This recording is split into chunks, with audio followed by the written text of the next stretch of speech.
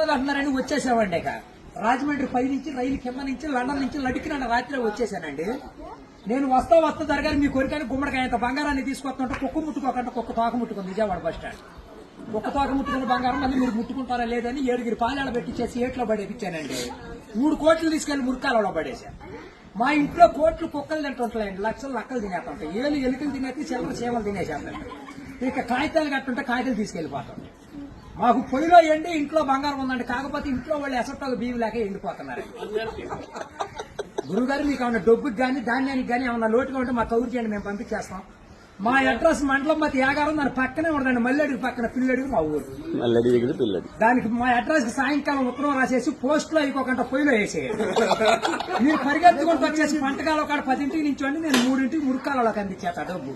పగిలిపోయిన వాడ మీద వచ్చేస్తాను 10 కోట్లు మరి డబ్బు. అక్కడ బుట్టతో తీసి తట్ట మీద ఆరబెట్టుకోండి. అప్పుడు నేను చదువులో కాడ బాగా పాస్ అయ్యామండి. నేను చదువు సంకల వరకు చదివాలండి, గుడుంతాలు గుండెల దాకా వచ్చేసి పాఠాలు పాదాల వరకు వచ్చేస్తే ఇంగ్లీష్ ఈదులు అమ్మడ పరిగెట్టేసి చదువు ఎక్కువైపోయి అబ్బాయి గారి సంతకం పెడతాం మర్చిపోయి సోనియా గాంధీ గారి దగ్గరికి వెళ్ళి ఉద్యోగం అడిగానండి. రాత్రి రాజీవ్ గాంధీ గారు రాసిచ్చారు ఈ ఊళ్ళో ఉద్యోగం అయితే సంతకాలు చేసే పని ఉండదు.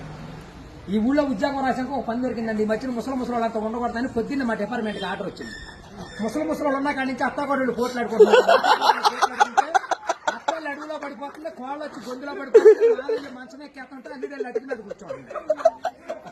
అందుకని ముసలు అంటారు తీసుకెళ్లి మెగాస్టార్ చిరంజీవి గారి దగ్గర చేర్పిస్తున్నాం.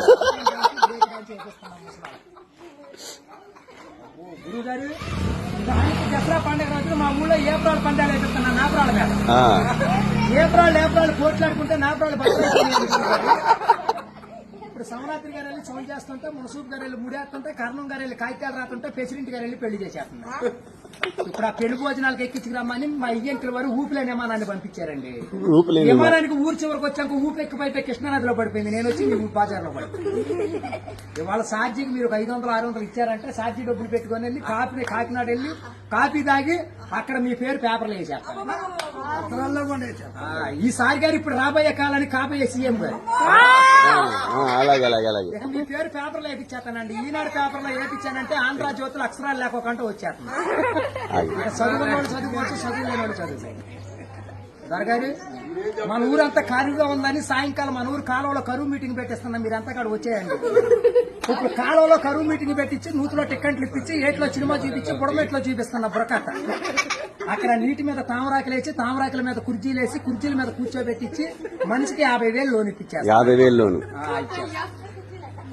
దొరగారు ఇప్పుడు మాకు 7 అంతస్తుల మేడ, 25 పాడిగేదలు, 10 మంది పాలేళ్లు, 7 దున్నపోతులు ఉంటాయండి మా ఇంట్లో.